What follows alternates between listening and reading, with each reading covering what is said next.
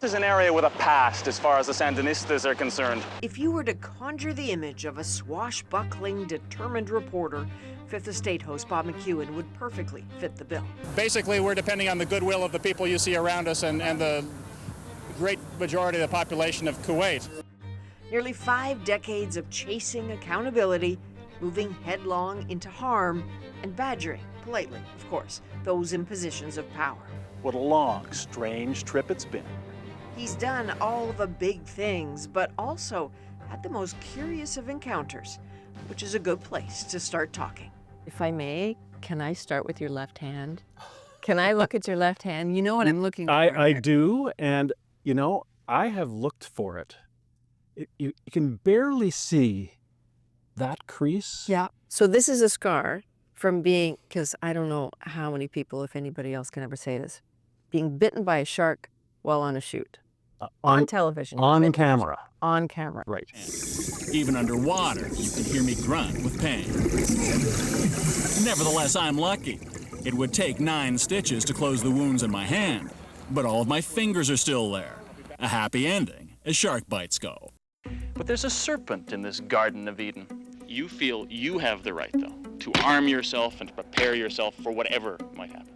Mr. Bettman, I'm Bob McKeown from the CBC. How are you? We're doing a Nice piece. to see you. I gotta go. When you meet people for the first time and you introduce yourself and you say, oh, hi, I'm Bob McKeown, what's the next sentence?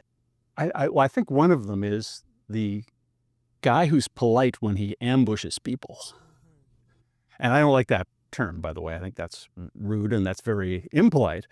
But I like to call them spontaneous interactions or something of that sort. These are like accountability interviews that happen when you've tried all other measures to have a conversation with someone and you just have to sort of meet them head on. Yes.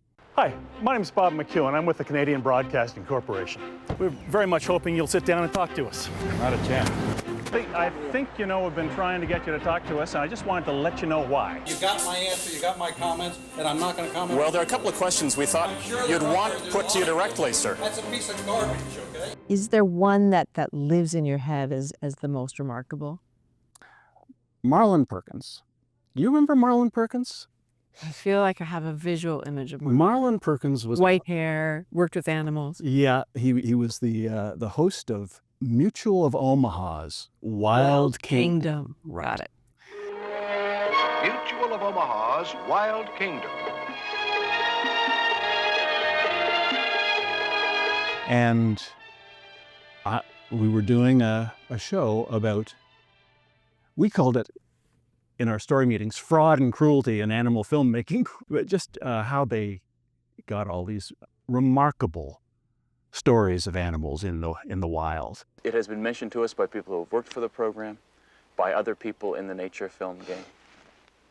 Can I give you an example of what they have said to us? No, I would like not to have this on the air, and I'd like to have you stop your camera right now, please. What do you do? And then he punched me. I think he was aiming for my nose, but he sort of hit a glancing blow on my chin.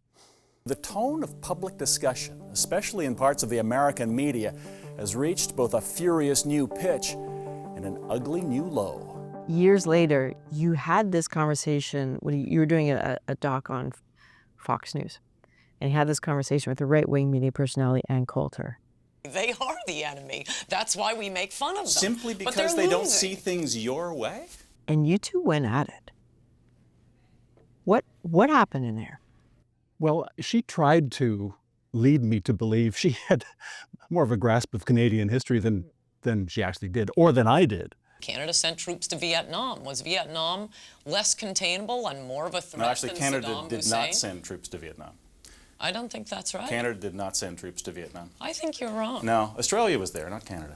I think Canada sent troops.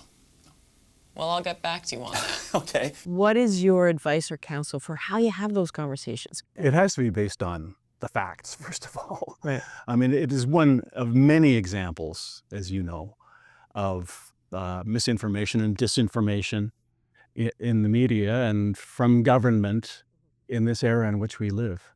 The volume and the imagery of the political conversations have taken a large leap forward, and it's not a It's not a nice thing to see.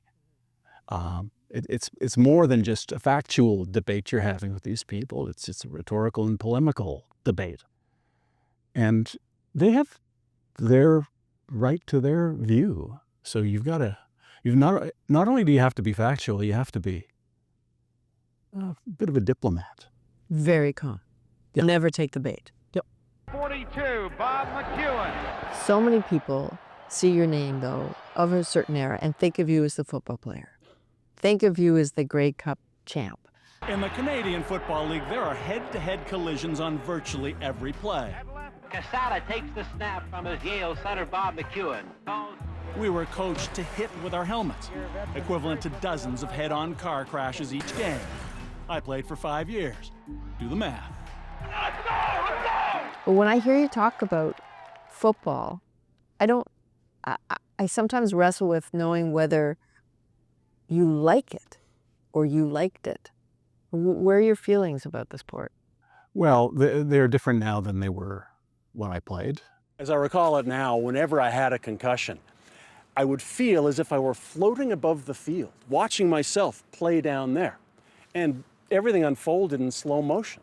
So I had the impression that I could anticipate things. I actually convinced myself I played better when I was concussed. So, did I have numerous concussions playing football? Absolutely. Do I feel the impact of those today?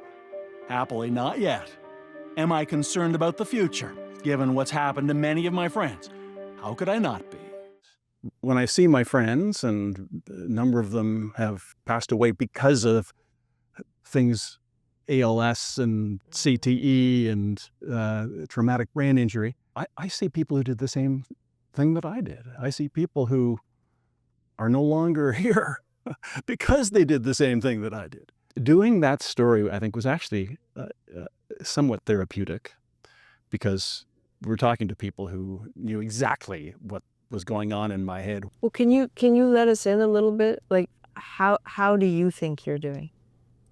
I think I am not an unusual guy who played, 15 years of football at a high level. There are moments when I wish I hadn't. But what happens to you, Bob?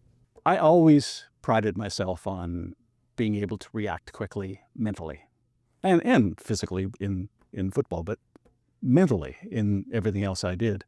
And there have been times over the past number of years when that's not the case, when I've got to pause and take a step back.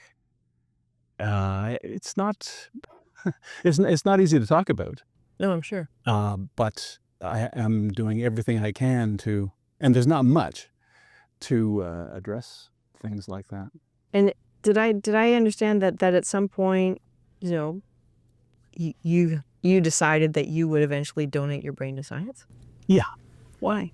Because I'm not needed anymore. And these are people who, this is the Canadian Concussion Center in Toronto. And I've been sort of on my high horse taking on the CFL for not doing what I have hoped they would do to address concussions among former players.